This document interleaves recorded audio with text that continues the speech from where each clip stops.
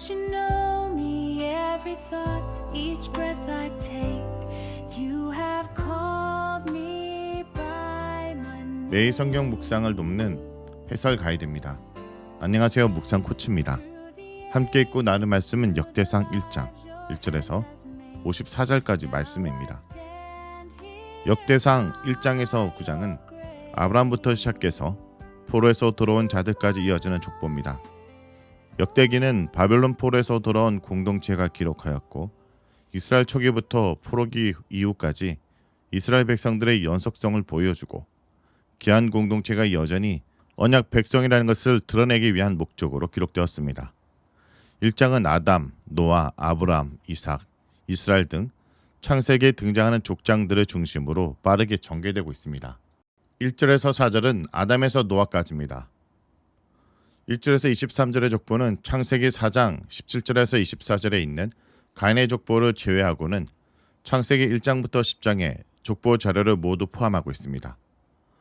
1절에서 4절은 창세기 5장에 기록된 아담의 계보에서 이야기는 빼고 사람들의 이름만 추스러 아담에서부터 노아까지 족보를 만들었습니다. 창세기 5장 2절에서 남자 여자를 창조하셨고 그들이 창조되던 날에 하나님이 그들의 복을 주시고 그들의 이름을 아담, 사람이라 일컬으셨더라 라고 말하고 있기에 여기서는 아담이 남자와 여자를 포함하는 사람이라는 의미로 사용되었습니다. 반면에 창세기 5장 3절과 4절에서 아담은 아담이라는 이름을 가진 인류 최초의 남성을 표현하고 있습니다. 역대상 1장 1절에서도 인류 대표가 아닌 첫 번째 남성의 이름으로 아담이 언급되었습니다. 아벨을 죽여 하나님께 벌을 받고 쫓겨난 가인에 대한 언급 없이 바로 선택받은 셋의 이름이 나옵니다. 이 족보는 누구의 아들, 누구 혹은 누가 누구를 낳았고 라는 문구 없이 아담, 셋, 에노스 등 한 세대를 대표하는 13명의 이름을 하강적 구조로 기록했다는 특징이 있습니다. 하강적 구조는 족보를 선조해서 후손으로 기록하는 형식을 말합니다. 이것은 역대기 저자가 자신의 독자가 창세기에 나오는 이들에 대한 이야기와 족보를 알고 있다는 것을 전제하고 있음을 의미합니다. 이렇게 역대기 저자는 이스라엘 역사를 최초의 인류인 아담으로부터 시작하고 있습니다. 5절에서 23절은 노아의 자손들에서 말합니다. 이 단락에서는 노아의 아들인 야벳과 함과 셈의 자손들이 나열되고 있습니다. 이 부분은 창세기 10장의 셈과 함과 야벳의 족보와 거의 동일합니다. 5절에서 7절은 야벳의 자손에 대한 소개로 명단은 창세기 10장 2절에서 4절과 동일합니다. 다만 10장 5절에서 이들로부터 여러 나라 백성이 나뉘었다라는 언급은 빠져 있습니다. 이것은 창세기와 역대기 족보의 목적이 다르기 때문입니다. 창세기는 인간이 홍수로 모두 멸망받은 뒤 새로운 인류가 어떻게 퍼져나가게 되었는가를 관심을 두고 기록했다면 역대기는 현재 이스라엘 민족과의 관계를 중심으로 기록했기 때문에 이런 설명을 생략한 것입니다. 8절에서 16절은 함의 족보는 창세기 10장 6절에서 20절과 동일하지만 창세기에서는 니므롯에 대한 짧은 내러티브가 들어있는데 여기서는 생략되어 있습니다. 세상에서 첫 영걸은 세계사를 바꿔놓는 매우 중요한 전사들에 대한 표현입니다. 니므롯은 메소포타미아의 왕으로 추측하기도 합니다. 야벳의 족보보다 함의 족보가 더 자세하게 언급된 것은 함 족속이 지리적으로 이스라엘에 영향을 미치는 곳에 위치한 고대 근록의 민족들과 밀접한 관계가 있기 때문입니다. 17절에서 23절의 셈의 족보는 야벳과 함의 족보와는 조금 다른 모습을 보입니다. 창세기 10장 21절에서 31절과 유사하지만 야벳과 함의 족보와는 조금 다릅니다. 처음에는 야벳과 함처럼 자손의 이름을 나열했지만 자손들 중에서 아르밧삭의 자손만 언급하고 있습니다. 창세기에서는 아람의 자손에 대해서도 언급하고 있는데 여기서는 생략되었습니다. 이것은 셈의 족보에서 이스라엘 선조가 되는 아브라함의 족보에만 집중하기 위해서입니다.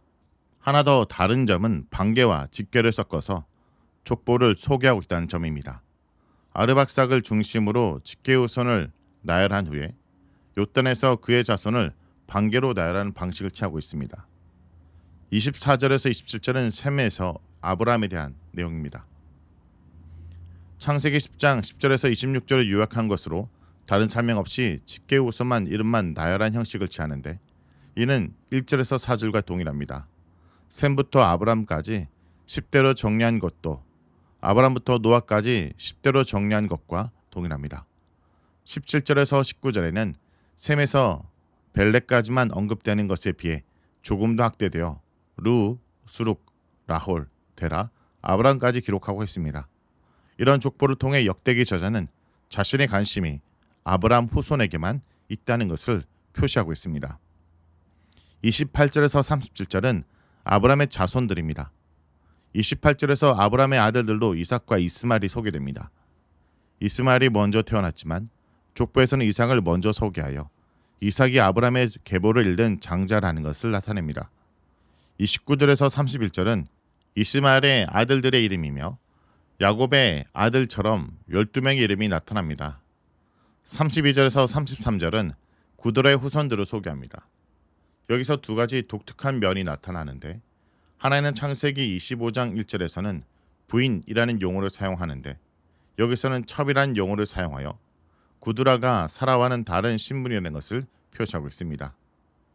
둘째는 구드라의 아들들을 아브라함의 아들들로 부르지 않는 점입니다. 32절에서 33절은 수미상관법을 이용하여 이들이 구드라의 아들들이라는 것을 강조하고 있습니다. 이것은 아브라함의 아들들로 소개된 이삭과 이스마엘과는 달리 구드라의 아들들은 아브라함의 자손에 포함시키지 않고 있음을 나타냅니다. 반면에 34절에서 이삭에 대해서는 아브라함이 낳았고를 표현함으로써 아브라함의 후손이라는 것을 강조합니다. 35절부터는 이삭의 아들 에서의 족보가 먼저 나오고 야곱 즉 이스라엘 족보는 2장에서 자세히 언급됩니다. 에서의 족보는 5명의 아들과 엘리바스의 아들 7명으로 모두 12명의 이름이 나옵니다. 이것은 이스마엘의 아들 12명이 언급된 것과 유사합니다. 36절 엘리바스의 아들들 중에서 문제가 되는 것은 딥나인데 창세기 36장 12절에서는 엘리바스의 첩 딥나가 아말렉을 낳았다고 말하고 있습니다. 이 부분은 분명하게 설명하기는 어렵습니다. 다만 역대기는 창세기 36장과 달리 에서의 아내들의 이름을 생략하고 아들들의 이름만 기록하고 있기 때문에 여기서 딥나는 엘리바스의 6번째 아들로 간주해야 할 것입니다. 38절에서 42절은 세일의 아들들입니다. 세일의 자손들의 명단은 역대기 족보상으로는 아브라함 후손과 연결점을 찾기 어렵습니다. 세일은 에서가 거주하던 곳이기 때문에 여기서 세일의 거주하는 민족의 이름이 거론되었습니다. 창세기 36장 20절에서는 세일의 자손들을 호리 족속과 동일시하였습니다. 이것을 보면 족보가 혈통적인 것과 함께 장소적인 면도 고려하여 자신들과 연결된 주변 지역 사람들도 포함하고 있다는 것을 알 수 있습니다. 43절에서 54절은 에돔의 통치자들입니다.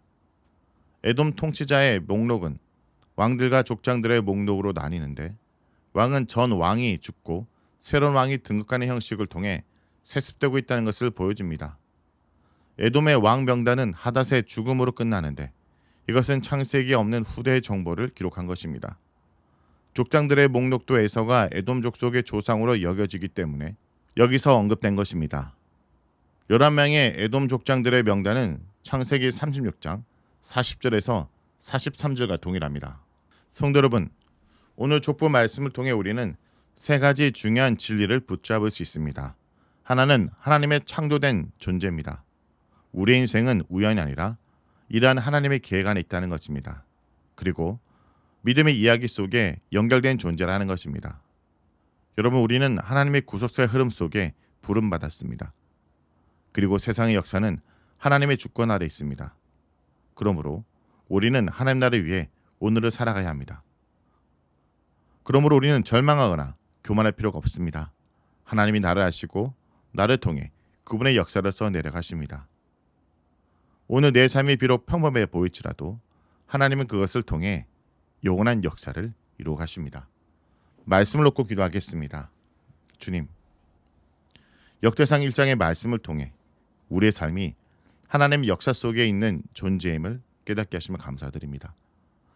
우리가 종종 자신을 우연한 존재로 여기고 나약하고 의미 있는 삶이라 느낄 때도 있었지만 하나님께서 태초 아담으로부터 지금까지 우리 한 사람 한 사람을 기억하시고 인도하신 분임을 믿습니다.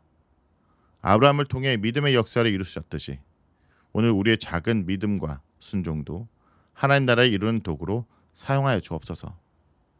세상의 부귀영화에 흔들리지 않게 하시고 하나님의 영원한 나라를 바라보며 살아가게 하여 주옵소서. 예수의 이름으로 기도합니다. 아멘.